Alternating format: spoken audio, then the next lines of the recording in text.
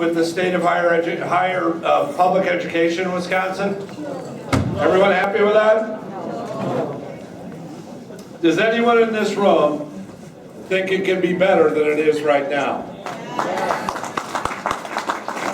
State Representative Don Pridemore has had a long time interest in public education, and not just in public education, but in making sure kids in this state and parents in this state are served by the educational system and the educational options as well to that system that are out there.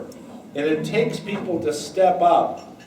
Because I always say, running for school board, the toughest job in public office. I've always said that.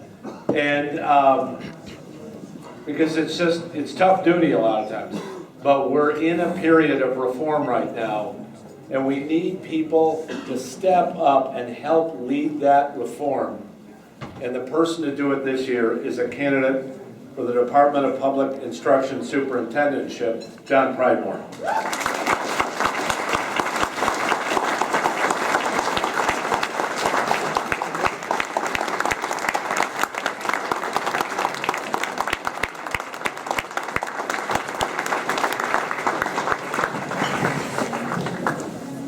Thank you very much, and thank you all for waiting here just long enough to hear me speak. I really appreciate it. I was born in Milwaukee. I lived there for a short time before my dad, a small business person, decided to go out where the action was out in the suburbs in a construction company. But after I turned 19, I decided to enlist in the Air Force during the Vietnam War. And I was enlisted in Milwaukee. And when I returned 4 years later, came back to Milwaukee, I lived on Mason Street. There I worked for Johnson Controls and also went to Marquette and earned my engineering degree. I lived there long enough to save enough money. 14 years I lived at 71st and Congress.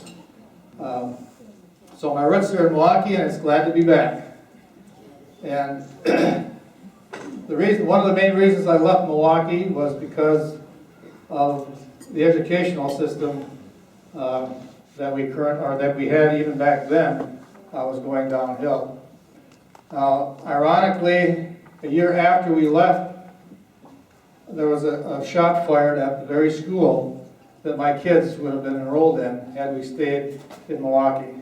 So that maybe was the spark that started me on this road, with education being one of my passions in the legislature. I've been in the legislature 8 years now. I've been on every education committee that the Assembly has offered. I currently chair the Urban Education Committee, and we are beginning work in that committee right now. Part of that work is going to involve alternative schools. I believe that the only way we can improve the public education system in the state of Wisconsin is to have competition. We have competition already, but we don't have enough.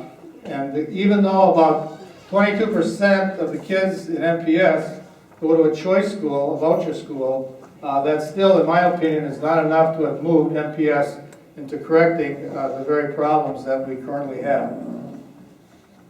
Now, the governor kind of set me up a little bit, probably unknowingly, but he did mention education reform. Education reform is very important. If you look at statistics, Wisconsin looks very favorably when we compare our educational system to other states. But unfortunately, other states have the same problems that we do.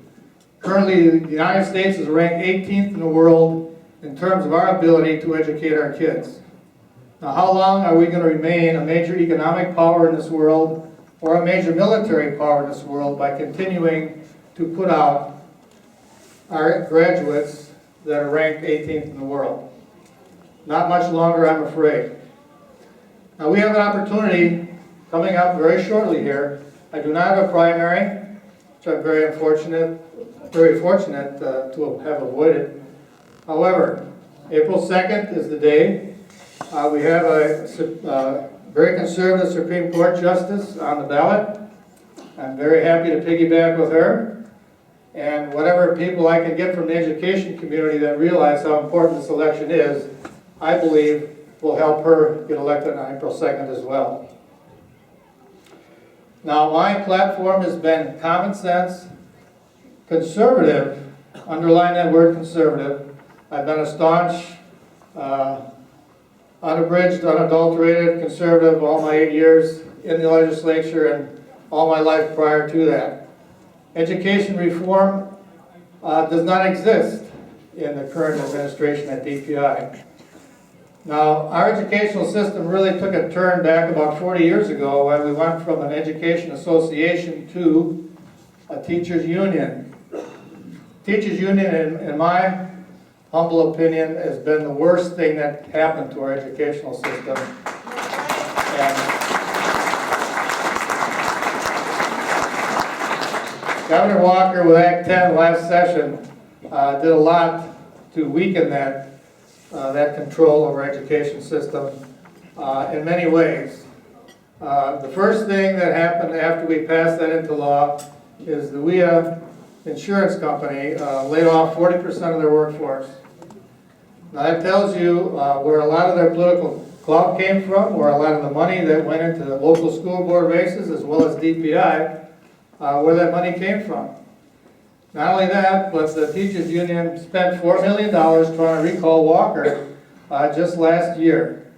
Well, that's $4 million they do not have to try and persuade local school board races to vote for more liberals in those establishments, as well as the DPI superintendent. Now you can imagine what 40 years of liberal thinking at DPI has done to our educational system. It's done everything to lower our standards, dumb down our students, and make us low information voters, as some very famous radio talk show likes to comment on. Well, we can't continue this. We can't if we want our country to continue to grow and prosper. Many of the evils that we currently suffer are a result of our education system, and I can't think of any more important subject matter to attack all society problems that we have currently is with our education system. So my plan is to cut the problem off right at the head and then work my way down. So April 3rd, you're going to see a lot of rats leaving the ship, and you'll see a shrunken down version of DPI because I want to institute local control. Local control is key because not every school district is the same. One size does not fit all. We have 424 school districts in the state of Wisconsin, and to be dictated and mandated from DPI is more like a socialistic system, in my way of thinking, than anything else that we have. So get the bureaucracy out of Madison, put control of our schools back into local school boards and administrations. We'll save a lot of money in the process and be able to put a lot more money into our classrooms.